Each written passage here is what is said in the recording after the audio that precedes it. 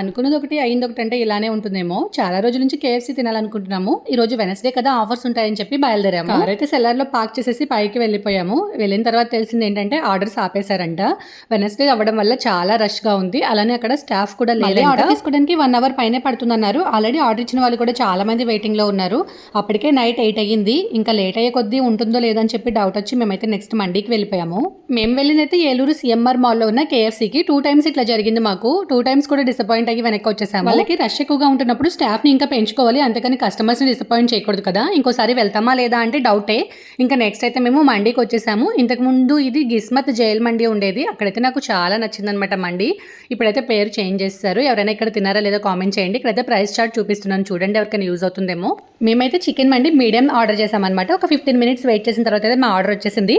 మండీ తిని నేను 1 ఇయర్ పైనే అవుతుంది. ఎప్పటి నుంచో అడుగుతున్నాను వెళ్దామని చెప్పి. ఇంకా ఈ రోజుకైతే కుదిరిందనమాట. పేరైతే మారింది కానీ టేస్ట్ మాత్రం యాజ్ ఇట్ ఈజ్ ఉంది. చాలా నచ్చింది మాకు. ప్లేట్ మొత్తం కూడా ఖాళీ చేసేసాం ఇద్దరం కలిసి. కంప్లీటా బాగుందా? బాగుంది. ఫుల్ అయిపోయింది. ఖాళీ అయిపోయింది ప్లేట్ మొత్తం ఖాళీ చేసేసింది.